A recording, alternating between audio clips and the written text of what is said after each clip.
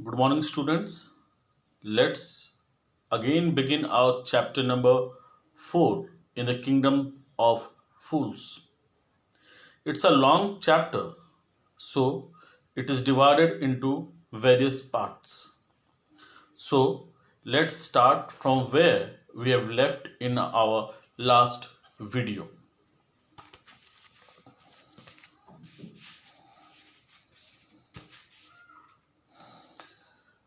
Till here, we have seen that the dancing girl is blaming the goldsmith for all this reason. Let's start from there. Poor thing, she's absolutely right. Means the king is agreed with the statement said by the dancing girl. Thought the king, weighing the evidence. We have got the real culprit at last. Get the goldsmith wherever he is hiding at once. He ordered his soldiers to get the goldsmith wherever he was. The the king's bailiffs searched for the goldsmith who was hiding in a corner of his shop. When he heard his accusation against him, he had his own story to tell. The king's soldiers dragged the goldsmith from where he was hiding. Again, the goldsmith had a story ready so that he can save himself. My lord, he said, I am a poor goldsmith. It's true I made this dancer come many times to my door. I gave her excuses because I couldn't finish making her jewelry before I finished the rich merchant orders. The goldsmith explained the reason behind not completing the work of the dancing girl on the given time. He said that at that time he was also doing the work of a rich merchant. So he had to finish the work of the rich merchant before completing the work of the dancing girl. So he was forced to make excuse for the work of the dancing girl.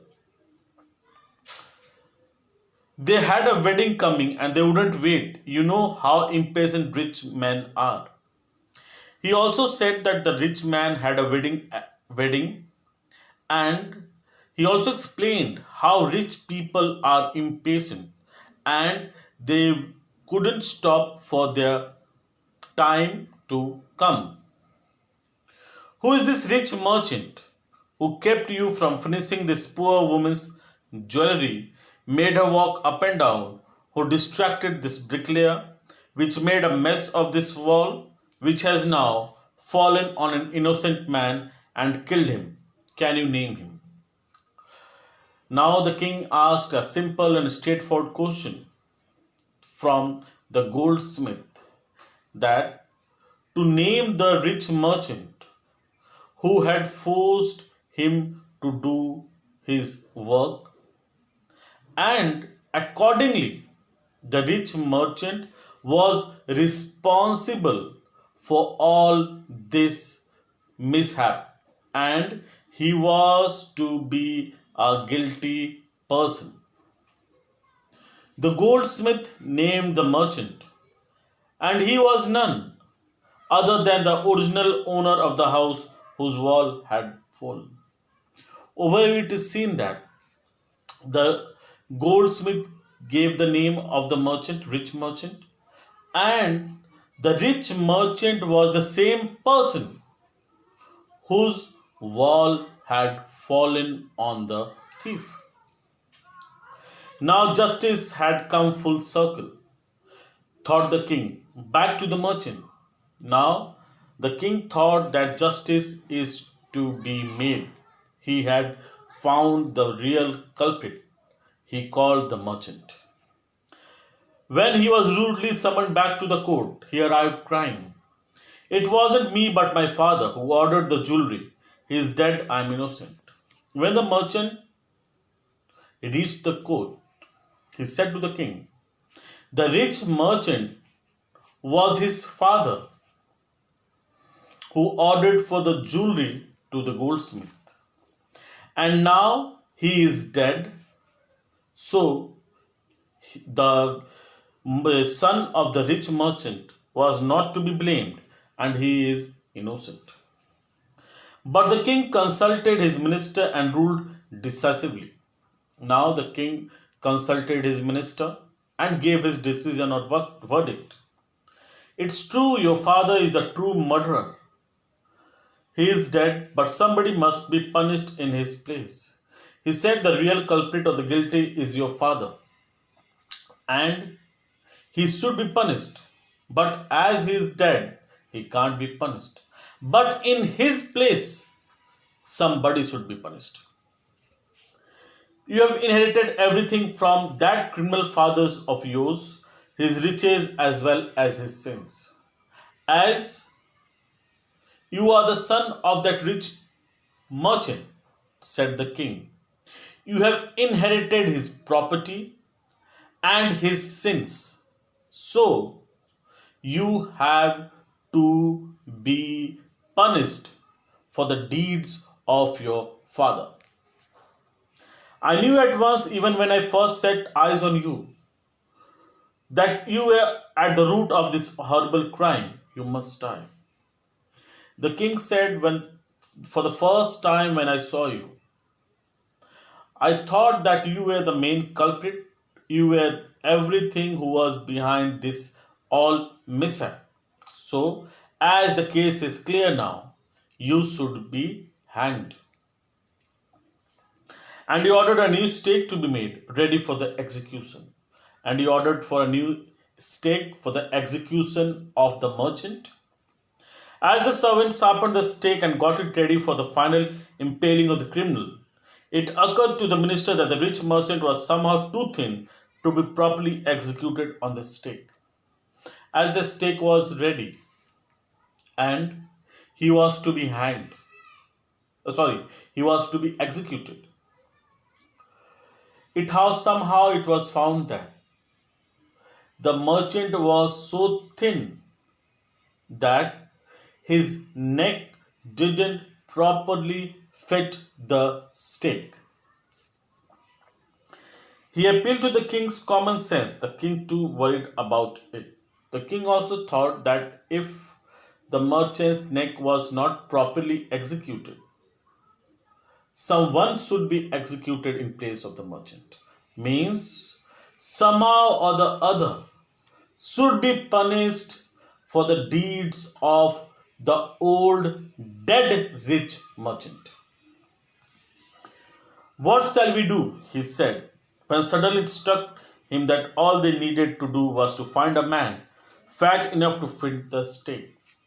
He said that we should find a fat man who would fit the stake instead of the rich young man.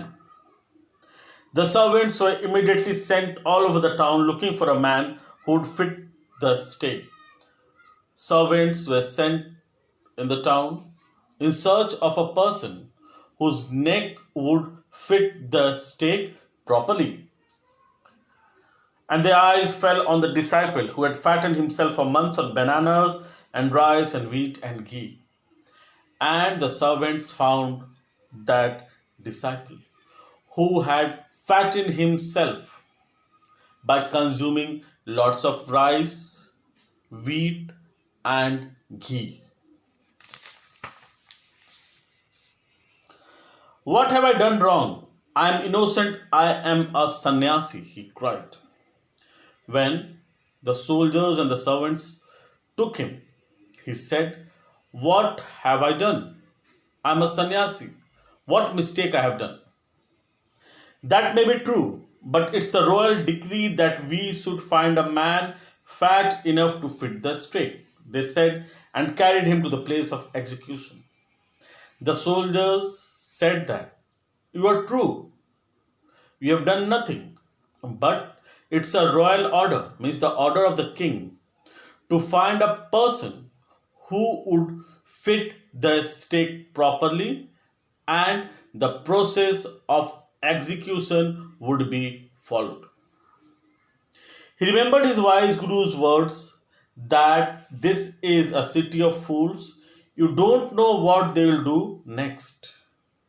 At this time, now, the disciple remembered the words of his guru, which was said that this is a city of fools, and what would be the next step no one can imagine. The guru saw everything in a vision. He had magic powers. He could see far and he could see the future as he could see the present and the past. As Guru was a talented person with magical powers, he could see the past, future, and present. So he saw that his disciple was in a big trouble. He arrived at once to save his disciple, who had got himself into such a scrape through love of food. The Guru reached his disciple to save himself, who had got into a danger due to his love for food. Let's stop till here. We'll continue further in the next video. Thank you.